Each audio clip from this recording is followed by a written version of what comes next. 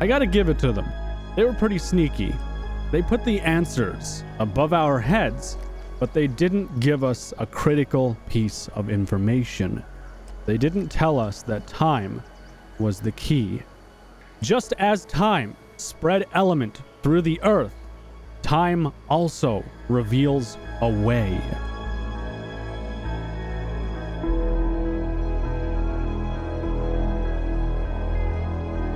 You guys see that very faint object up right there? Well, that's invisible during the day, but at night, it becomes a full-fledged structure that we can see. Let's take a closer look at what's going on. Like I said, they were very sneaky about this one. Overlooking the aquatic biome, the space station that we are currently on in the Genesis simulation. I believe this is the space station, at least. I also believe that this is a very large key to where Genesis Part 2 begins and also ends the ARK franchise. Honestly, the only thing I haven't quite figured out is the red symbol at the top of the space station. I'm not sure what that symbolizes or if it even has any meaning, to be honest with you.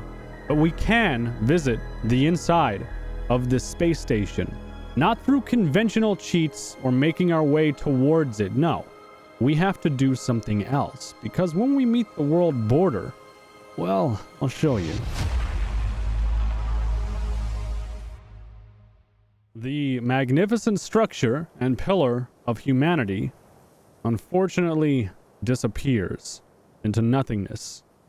We can't get close to the exterior. What you just saw is as close as we get. Enter System Root, the home of Genesis and all its data. Also, the new home of Rockwell, or VR Rockwell. This is where he has been manipulating the Genesis simulation to try and enslave the survivors who are trying to go through this process and get to Earth for the arrival to defeat the Titans and all of that fun stuff. I'm sure you know all about that. Underneath this simulation, you will see the end cinematic location. Now, why do I think this is where the end cinematic takes place? And on the spaceship? Well, you know, clearly we see the same type of architecture as the disk floating in the sky of the ocean biome. And then we enter the end game cinematic room.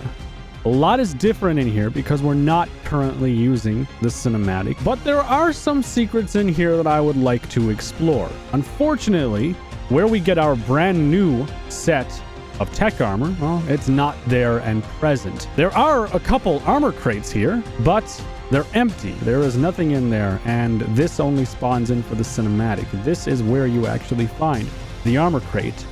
Now, things get interesting, because we're led with the impression that we're on some kind of, I guess, mid-sized spaceship that's floating through space, when in actuality, it's actually the ring that we see above the planet. Moving in here, we get a better look at just what's in here. There are survivors all over the place, as you can see. I think there's 3 in this pod. Oh, no, just 1. My bad. In the cinematic, Helena goes on to explain that it seems the corruption is beginning to corrupt these players, or these people, survivors. This is the exact survivor that actually ends up getting corrupted. And you see the corruption spread through her body like a plague. Now, I have checked every single survivor here for a specimen implant. They don't have them. Most likely, this means it is after the events of extinction, or it could just be another version of the ARK simulation. The thing that solidifies it in my mind that this is Rockwell is that behind this, we get a good look at the tentacle that grabs us at the end of the cinematic for Genesis, and it is 110% a tentacle that we see Rockwell possessing. I just don't know how he managed to get into the Genesis simulation. I have a feeling he hacked his way in. I don't think Helena banished him, but it's possible because she's a being of pure energy. We'll see why. To my knowledge, in the story of ARK, every single simulation, every single ARK has a Homo Deus present, monitoring the survivors and their progress. Incredibly enough, Helena was the last Homo Deus, meaning she got Earth. She was the controller and pure energy form of effectively a god, being able to almost do anything she chose. She chose to help us in the Genesis simulation, giving us a digital copy of herself in the form of a hologram so we wouldn't be alone to face the perils that waited ahead in preparation for the arrival. Unfortunately, Rockwell as well made his way into the simulation and began hacking and modifying code aggressively. Some sort of security alert caused this glitch, but it was an alert from inside the systems that run the entire simulation. Someone tried to make changes in almost every part of the simulation. The creatures, the environment, the weather, even the survivors like you. Everything seems to be working, other than that glitch of course, so I reckon we're okay to proceed. This glitch is another side effect of the security alert. The creatures and survivors look unaffected, but some of the safety protocols have been disengaged. This world is supposed to have a degree of danger. That's what makes it a proper test after all. But I'm worried. Safety protocols are usually there for a reason. But not only is he hacking the simulation and trying to sabotage it, no. It gets way worse than that. Rockwell has far worse plans in store for everyone. This is what Rockwell has been doing and Rockwell's master plan. Simulation security protocols are holding, but there's a steady stream of alerts from an unknown intruder. All this security activity is why we're seeing these glitches, but it's also sapping the overall system resources. I don't know what happens if the system gets overwhelmed. As you continue in the simulation, it becomes apparent that Rockwell's attempts to hack into the Genesis simulation have succeeded, and unfortunately he gains access to our hologram friend. I see you're cleaning up after me, and for that I thank you. Establishing control over this Genesis simulation involves a degree of untidiness, which you experience as glitches. Carry on, but know that I'm always watching. I went offline for several seconds there. Sorry about that. At this point, Helena is unaware that she is being compromised and the security protocols are failing. However, she does notice that there are some issues with survivors dying and being unable to respawn into the world. I can't tell why, but some survivors aren't respawning after they die. And it's throwing glitches in the system. Glitches like the one I just cleaned up. I think the survivors want to respawn. Although when they're between bodies, how can we tell? It's like something's keeping them in a holding pattern, a sort of limbo within the Genesis simulation. As you and your hologram friend continue through the Genesis simulation, it becomes apparent that through fixing these glitches, peeks into the back end of Genesis are becoming available to Helena, and she finds out some terrifying news. This glitch was a bit of code debris left over from another security breach. This one involves someone trying to access the Genesis simulation's backup files. Ones that hold survivor personalities' memories. Backup versions of their minds, if you like. Not your mind, though. These were potential survivors that did pass the initial assessment to be considered for the simulation in the first place. He's failing. It's apparent Rockwell's attempts to hack into the back-end backup servers of the Genesis simulation are failing. So for the time being, he's attempting to get into the failed profiles, most likely unsecured profiles. Luckily for us, Helena is watching over us. The Homo Deus, Helena. This is also the closest we have ever gotten to her in real time. Remember how I said some of the other survivors weren't respawning? Well, they've been moved into a diagnostic subroutine. Hopefully the Genesis simulation will figure out what the problem is and get those survivors back in here. It's curious though. That diagnostic subroutine was running when I fixed that earlier glitch. I don't think that subroutine existed. Someone beyond the simulation must be looking out for those survivors. Good on them, I say. My belief is that Helena realized something was wrong with the Genesis simulation. She may not be aware that it's Rockwell, but she knows there is something detrimental to the success and training happening within the simulation. Therefore, she creates a diagnostic program on the spot to try and save survivors whose minds are being attacked in the database. Unfortunately, it appears Rockwell is very much aware of the fact that she's doing this, so he seems to create a diversion to take her attention off of securing the database. My senses are picking up changes in the mineral composition within the Genesis simulation. Are you familiar with the substance known as element? It's a wonder material, endlessly strong and adaptive. Element was fundamental to civilization's greatest technological achievements. And Element was also fundamental to civilization's downfall, because it changed in ways human inventors never intended. Corruptive ways. I don't know why the amount of Element within the simulation is increasing. Just be careful when you come across it. My thoughts on this are not just that Rockwell decided to create code for Element, no. I think Rockwell is literally infecting the Genesis simulation with raw Element, an actual threat to the living beings that are currently inside the simulation, not just digitally, but physically in the real world. Clearly overwhelmed, Rockwell now takes time to decide and pick and choose who he will take as a slave to do his bidding, while he still works on forcing the minds of those he has captured into servitude. This glitch was just a bit of rubbish code left over when someone added a new criteria to the Survive observation system. It's measuring you now for something called servility. I don't have much to go on beyond the dictionary definition. Cringing submissiveness. After some considerable time has passed and you've cured a number of glitches, it becomes apparent Rockwell is now preparing bodies and AI to inhabit the hosts that he now has unwillingly. Someone or something is trying to put new AIs into the Genesis simulation. It's not working, which is why we're fixing glitches like that one. But here's the troubling bit. That glitch was supposed to be a floating holographic companion. Sound like anyone you know? As you continue to repair glitches in the Genesis simulation, your hologram friend begins to do some back-end digging around and makes a couple revelations. Everything in this simulation is supposed to be here, with two exceptions. One exception, obviously, is these glitches we keep fixing. But the other exception worries me. There's evidence of self-aware presences, avatars to use a technical term, lurking about within the system. I don't know why they're here, but they definitely aren't supposed to be part of the simulation. By this time, Rockwell is very well aware that you are fixing glitches left behind by him. He begins investigating your player code and at this point has the ability to wipe you out entirely or stop you from respawning and a whole host of nasty things. He instead chooses to taunt you. I'm not sure why Rockwell chooses to do this, because at this point the player is a substantial threat to him and his existence, but he chooses to taunt you. Cleaning up after my untidiness, I see. You may be of use to me.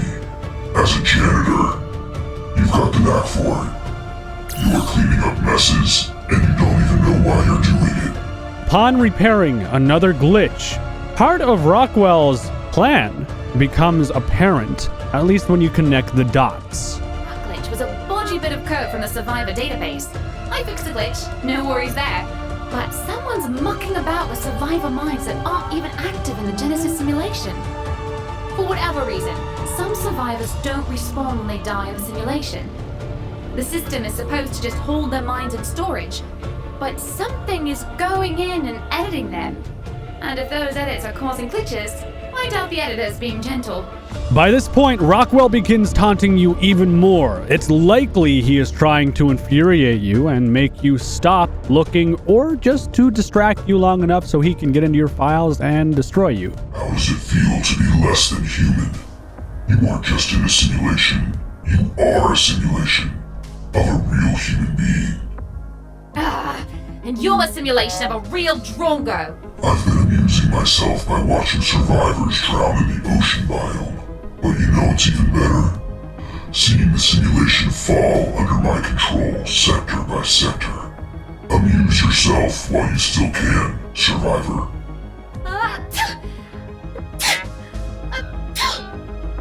I think I'm getting allergic to pointless taunts.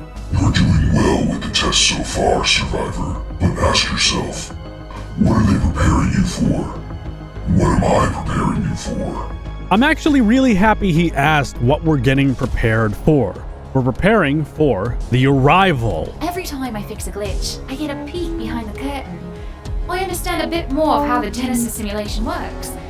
But what I don't understand is exactly what its purpose is. The simulation tests survivors, obviously. But all this testing is supposed to prepare you for something called the Arrival. I'm watching you struggle, Survivor, and it delights me. Strive against me if you wish, but know that you're just shaking your fist at the sky. You want to see fists? Come at us, you drongo! Finally, once you reach the end of the story and the glitches have told their side of things, you find out the terrible truth and what's happening to all the survivors that are entering the Genesis simulation. That glitch. Good news, bad news. The good news is that I fixed it. But the bad news is that I saw what's happening to the survivors that won't respawn. The intruder in the system is corrupting them, turning them into half-alive avatars trapped inside artificial bodies. At some level, they know what's going on, but they're under someone else's control. The body count just gets bigger and bigger. Rockwell succeeded in his plan. He has corrupted survivors in the Genesis simulation to do his own bidding. He now has an army, and you have to fight that army. Unfortunately, it doesn't seem anything can be done for the survivors who lost their lives and their minds to an evil, element-infused, crazed person. I'm finding the most interesting things inside this machine. Like the place where it stores your personality. I could dismantle it, but I have more important things to do. If you are going to dismantle a personality, mate, start with your own. And then we move into the final note and the conclusion of all the data we have. Look around, Survivor. Everything you see is under my control. This whole place is my personal walled garden, and I think I'm due for some weeding. If I know one thing about weeds in a garden, it's that they always come back. Always. This one is a very interesting one because it features the extinction map. You can see the main bubble from the original extinction and when everything happened, and the city that also collapsed is right here present in the background frame. It does look like it's very dilapidated though and damaged. And there seems to be more arcs around. Maybe this isn't. Maybe this is Arat Prime for all I know. Maybe that's how Rockwell was able to get into the Genesis simulation. He may have gone through Arat Prime because I think Arat Prime was, it might be a military installation that has like satellite control and all kinds of crazy radar stuff. I think that's what that's about because I think that's where May and Diana, I think, went to try and do something with that place. It's very vague in my memory. I could be wrong. Correct me in the comments section if I am wrong, but I think that's what's going on. I think he's at Arat Prime, and that's how he's in the Genesis simulation. Using namespace std int main open cout hello world return 0. Apparently a bit of code stuck with me after I fixed that glitch. Whew. Hello world indeed. So this one was also interesting. This is the very last discovery note, and it says, hello world. Using namespace std int main open cout hello world return 0. This is written in a very similar way to the code that was released, kind of teasing Genesis, and I feel like this might be teasing part 2 of Genesis in some way, shape, or form, or maybe it's just a glitch that they wanted to throw in as like a haha, so funny. It's also kind of weird that she got possessed by something. You can see code is out here too, like someone else now is broadcasting inside the Genesis simulation. I hope that information is easy enough to digest because it was a lot, and that's still not all of the story in Genesis. There's still a ton more that I need to go into, but if I cover it all, it's going to be like an hour-long video, so, oh god, it's going to be crazy. If you have any theories down below in the comments section, obviously, tell me what you think. I'll give you credit, obviously, for coming up with your theory if it seems legible. As far as my thoughts on Genesis and where this is taking us, I think now that we've left the Genesis simulation, and obviously, we're going down to Earth, and Rockwell is down to Earth, Element is a hive mind. I think Rockwell is now controlling all Element, as a hive mind, seeing as he is linked with Earth. I think we're going to be fighting Titans again in Genesis Part 2. I think it's going to be definitively after extinction, and I think it's going to be the end of ARK. That's what I think. See, they've been going on this road of increasing tech more and more and more and more.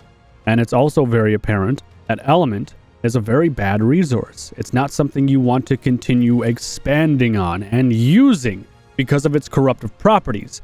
I think something's going to happen to all the Element, and it's going to go away, and we're going to be left with a world that doesn't have any Element. How that's going to translate in ARK, I don't know. I can't see them making another DLC because I assume Genesis Part 2 is the end. I would assume they would start making another ARK, to be honest with you. Maybe. I don't know. All right, I've got some bonus footage for you because I got to show you the Super Space Station ring, which I may or may not be right about us being in, but you still got to see it, okay? All right, so... all right, friends. So it's the end of the video, and I hope you didn't skip to this point because I'm actually kind of proud of the video, and you might enjoy the lore that's there. But if you haven't skipped behind and you got to this point, well, thank you. First off, I hope you enjoyed it. Second off, you can't normally get to the space station up there because it disappears. It's actually inside a world box, which I'm going to show you in a second, but I can get up there because I figured it out. You have to go into Ansel mode. Let me just try and make it a little bit more visible. So you use Alt and F2. There. That's as visible as I can make it. There's like a little glitch where if you do it fast enough before the lighting changes, it won't like derp. But here I am in camera mode, and I can move around in this camera. And because I'm moving around in this camera, it's not registering that the camera is moving closer to the structure up here because it's supposed to just disappear when you get so close. You can see the camera's moving back and it's slowly picking up speed. There goes the map. Bugs out a little bit, but that's fine. I'm just leaving the map now, trying to get up there. You can see it in a lot more detail too, and this didn't happen the last time I bugged it out. It was like super dark, but I guess it just broke. I had to restart my game because it bugged out, but we're getting closer to the space station now. The symbol is getting a little bit clearer. Now there are two different federations as well in ARK, and I don't know if that's the symbol of one of them or not because the symbols did differ. But you can see I'm getting super close, and now I'm basically on top of it. And the map is down right there. It's basically in a dome. This structure itself, unfortunately, is a 2D model. It's not anything I can actually get inside of, but I figured you guys would want to see it regardless, and at least you got to see like the thing completely brightened up, which was actually kind of cool to see. It's kind of interesting, but I mean, it's just a 2D image on the very boundary of the world. As you can see, this is the world boundary. I don't think anyone's actually seen Genesis like this. This is effectively a Genesis map. It's just covered by a spear that blocks everything. And this is just painted on, and the way that it's made artistically is just so it looks like it's up there, but it's not actually there, which I understand. I mean, it would take a lot of assets and a lot of time to make a giant 3D model like that the size of the map, you know? Whew, all right, that's all of the stuff right now that I have for you in Genesis. Leave a like on the video if you did enjoy it. It took me about 15 hours of nonstop work to make this, and helps me know if you want to see more lore videos from me in the future. Leave your theories down below in the comments section. I have servers. Join me, and that's it, guys. See you in the next one.